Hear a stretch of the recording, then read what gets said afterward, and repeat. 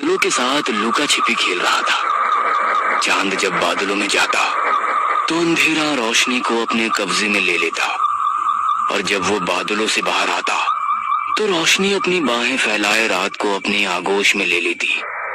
चांद और रात के इस खेल में नीचे धरती पर स्थित एक शमशान घाट में एक बहुत ही खौफनाक घटना को अंजाम दिया जा रहा था। एक लड़की जिसके हाथ पैर बंधे हुए हैं और उसका पूरा चेहरा किसी नकाब से ढका हुआ था, वह असहाय सी बैठी हुई थी। उसके सामने एक यंग लड़का एक अघोरी के पास बैठा हुआ था। लड़के के हाथ में बड़ी सी धारदार तलवार थी। चांद की रोशनी जब कभी उस तलवार से टकराती तो ऐसा लगता कि तलवार उस रोशनी को भी काट देगी। अघोरी ने ललाट के बीच लंबा सा टीका भी लगा रखा था। उसके चेहरे पर चेचक के बड़े बड़े निशान थे। आंखें बंद किए वो कोई मंत्र बुदबुदा रहा था। रात के उस सन्नाटे में कुत्ते के भौंकने की आवाज और रात के कीड़ों के बोलने की आवाज भी लगातार आ रही थी। उन्हीं आवाजों के बीच थोड़ी देर बाद अघोरी ने अपनी आंखें खोली और सामने बैठे युवक से कहा, इसे जल्द से जल्द तैयार करो। और हाँ, तुमने देख लिया है ना, इसका कोई अंग भंग तो नहीं है। अगर ऐसा है तो बलि स्वीकार नहीं होगी और तुम्हारा काम कभी नहीं होगा। उस लड़के ने इशारे से ही अघोरी को बताया कि उसने सारी तस्दीक कर ली है।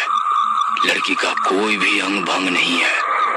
मानव या जानवर की बलि की सबसे पहली शर्त यही होती है कि उसका कोई अंग कटा फटा ना हो, वो बीमार ना हो। उसके बाद उस लड़के ने वहीं पास रखे मिट्टी के मटके का पानी उस लड़की पर डालना शुरू कर दिया।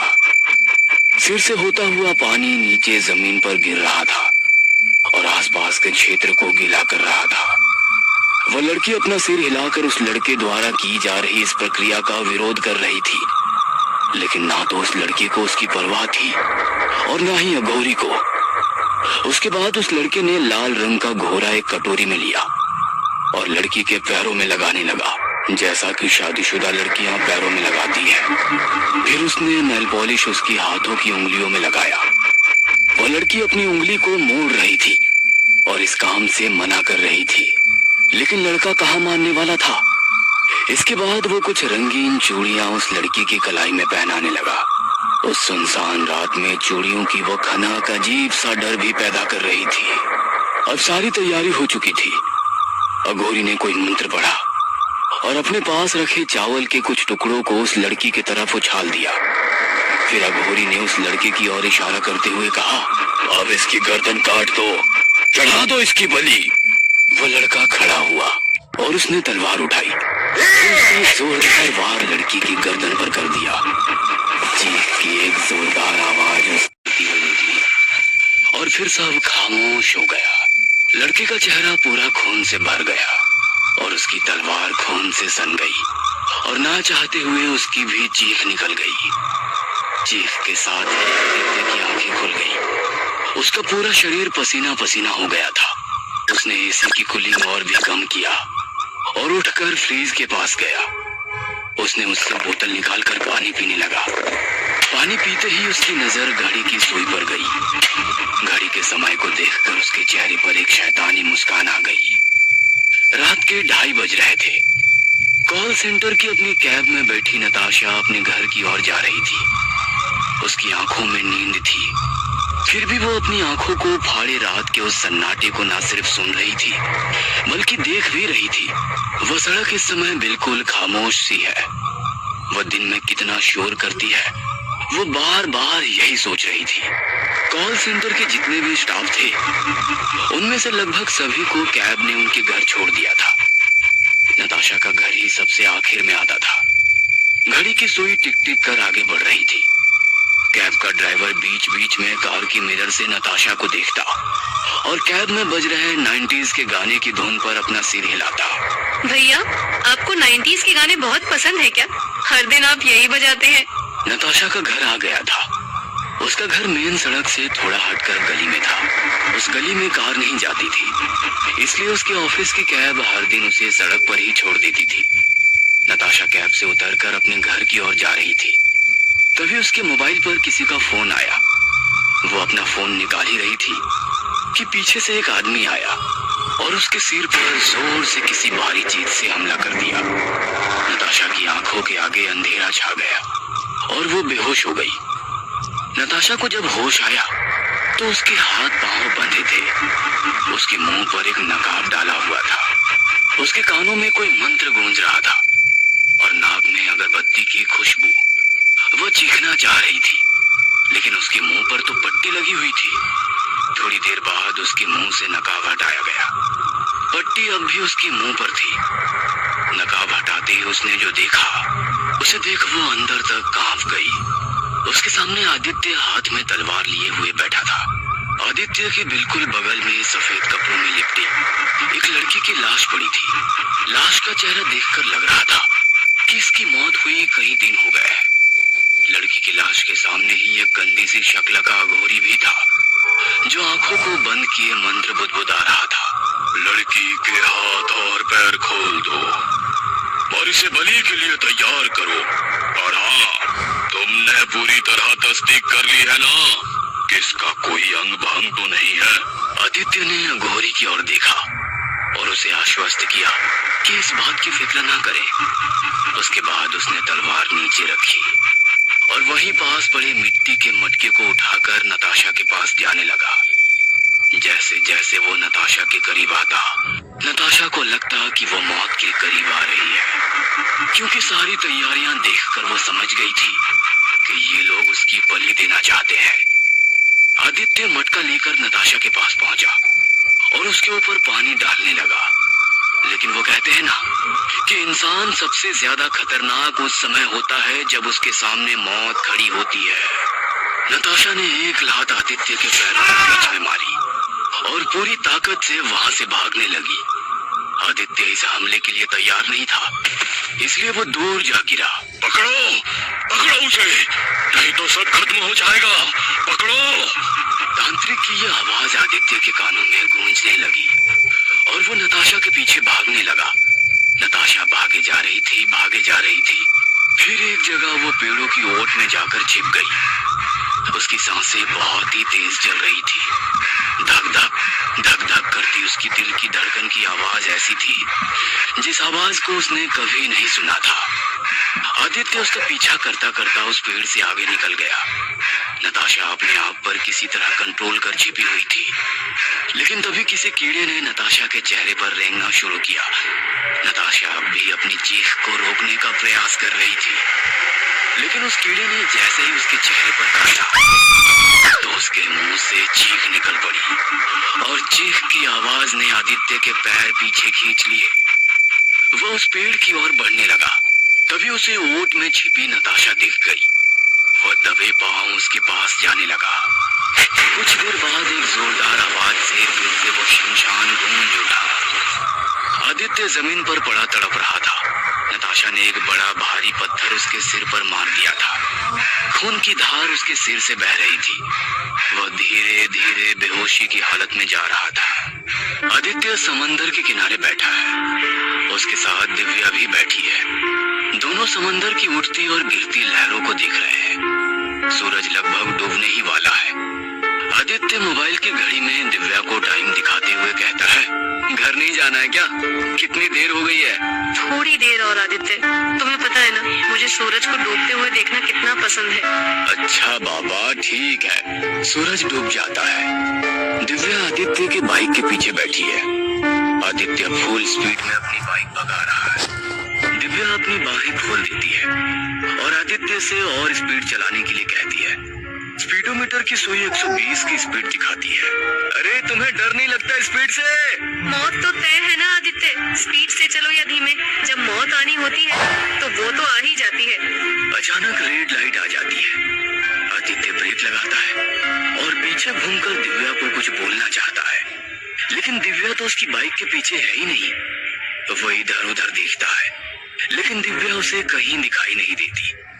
तभी ट्रैफिक की लाइट ग्रीन हो जाती है, लेकिन आदित्य की आंखें अभी भी दिव्या को ही ढूंढ रही है। उसके पीछे की गाड़ियां लगातार हॉर्न पर हॉर्न बजा रही है। अच्छी खासी भीड़ वहां जमा हो जाती है। आदित्य को अपनी गलती का एहसास होता है। वो बाइक स्टार्ट करता है। तभी दूर उसे दिव्या दिखाई देती है। जो एक टैटू बनाने वाले के पास खड़ी है और उसे हाथ के इशारे से अपने पास बुला रही है। आदित्य उसकी ओर थोड़ा गुस्से से देखता है और घड़ी की ओर इशारा करता है, लेकिन दिव्या मुस्कुराते हुए उसे अपने पास बुलाती है। वो उसके पास जाता है। दिव्या एक टैटू वाले के पास बैठी है और आदित्य के नाम का टैटू कर रही है। उसके चेहरे पर एक दर्द तो है, साथ ही उस दर्द के साथ सुकून भी है, लेकिन आदित्य दिव्या की इस हरकत से बहुत ही परेशान है। अरे टैटू कराने की क्या जरूरत है दिव्या? कितना दर्द हो रहा है तुम्हें? तुम भी ना बिल्कुल स्टूपिड हो। तुमसे देखा नहीं जा रहा तो तुम अपना मुंह घुमा लो, लेकिन इसे करने से मुझे मत रोको। इस टैटू को कराने से दर्द नहीं हो रहा आदित्य, बल्कि मुझे ऐसा लग रहा है कि ये नाम तुम्हारी वो निशानी है जिसे मुझसे कोई जुदा नहीं कर सकता। दिव्या हाथ में टैटू करा के आदित्य की ओर अपना हाथ बढ़ा देती है। आदित्य उसके हाथों को सहलाता है और उस पर किस करना चाहता है, लेकिन दिव्या तो वहाँ है ही नहीं। वह देखता है कि टैटू की दुकान पर कोई और लड़की बैठी है और वो अपने लवर सूरज का नाम गुदवा रही है। आदित्य की आंखों में आंसू आ जाते हैं। वो अपनी बाइक के पास जाता है और उसे स्टार्ट करने की कोशिश करता है, लेकिन बाइक स्टार्ट नहीं होती है। वह फिर से किक मारता है। तभी उससे थोड़ी दूर एक जोरदार एक्सीडेंट होता है। वहाँ काफी भीड़ लग जाती है। आदित्य अपनी बाइक छोड़कर उधर ही भागता है। एक लड़का और एक लड़की सड़क पर पड़े हुए हैं। लड़के को थोड़ा थोड़ा होश है, लेकिन लड़की पूरी तरह बेहोश है। लेकिन उस बेहोशी की हालत में भी उसने लड़के का हाथ जोर से पकड़ रखा है। लड़के की आंखों के आगे अंधेरा छा रहा है। वो लोगों से मदद मांग रहा है, लेकिन कोई भी उसकी मदद को आगे नहीं आ रहे हैं। जितने भी लोग वहाँ खड़े हैं वो या तो उनकी वीडियो बना रहे हैं या उन्हें देखकर निकल जा रहे हैं। लड़के का सब्र जवाब दे रहा है। वो लड़की को अपनी गोद में उठाने की कोशिश करता है, लेकिन उसे खुद भी बहुत चोट लगी है। वह गिर जाता है और एक बार फिर से लोगों से मदद मांगता है। आदित्य उसकी मदद को आगे जाता है। वो उसकी गर्लफ्रेंड को उठाने की कोशिश करता है। तभी उसके हाथ पर बने टैटू पर उसकी नजर जाती है। उस पर आदित्य लिखा होता है। आदित्य घुटनों के बल वहीं बैठ जाता है और रोने लगता है। तभी एक एम्बुलेंस की आवाज से उसका ध्यान टूटता है। वो उस एम्बुलेंस की ओर देखता है तो वो ये देखता है कि उससे कुछ लोग उतरे हैं और उस लड़की और लड़की को स्ट्रेचर पर डालकर अस्पताल ले जा रहे हैं। लेकिन शायद लड़की मर गई है, क्योंकि उन्होंने सफेद कपड़े से उसका पूरा शरीर ढक दिया था। आदित्य लड़की के चेहरे को देखने की कोशिश करता है, लेकिन ये तो उसकी दिव्या है। आदित्य ये देखकर बेहोश हो जाता है। 5 दिन हो गए दिव्या की मौत को। उसका शरीर मोर्चरी में रखा हुआ है। आदित्य ने कई बार उसके शरीर को देखा है, लेकिन आदित्य उसकी मौत को स्वीकार नहीं कर पा रहा है। हर दिन उसे अस्पताल में दिव्या दिखाई देती है। वह पुरानी बातों को याद कर चीखता रहता है। डॉक्टर भी परेशान हो गए हैं। उन्हें लग रहा था कि आदित्य को मेंटल वार्ड में डालना होगा, लेकिन वो ये सोचते ही रह गए। छठे दिन अस्पताल से आदित्य भी गायब था और दिव्या का शव भी। दिव्या के शव के साथ आदित्य 10 दिन अपने घर पर रहा। वो उसके बाल बनाता, उसे तैयार करता, उससे बातें करता, लेकिन बातूनी नताशा उससे बातें कहा करती थी। वो तो मुर्दे की तरह लेटी रहती। देखो दिव्या, अब बहुत हो गया है। ऑलमोस्ट 10 दिन हो गए हैं, तुमने एक शब्द भी नहीं बोला है। क्या हुआ है तुम्हें? तुम जानती हो ना, तुम्हारी आवाज सुने बिना मुझे चैन नहीं मिलता। किसी बात की नाराजगी है क्या? बोलो ना। एक अलग, लेकिन मौत को झुटलाना स्वयं को धोखा देना है। धीरे धीरे दिव्या के शव से बदबू आने लगी। आदित्य उसके शव पर ढेर सारा परफ्यूम डालता, तेज गंध वाली अगरबत्ती जलाता, लेकिन धीरे धीरे उसे भी अब लगने लगा था कि दिव्या अब नहीं है। वह रोना चाहता था, लेकिन वो रो नहीं पाता। दिव्या उसके लिए बुला रही है। आदित्य अपनी दिव्या से बहुत प्यार करता था। वो उसकी यादों से बाहर नहीं निकल पा रहा था। दिव्या, दिव्या, तुम मर गई। पागल, तुम क्यों मर गई? किससे पूछकर मरी तुम?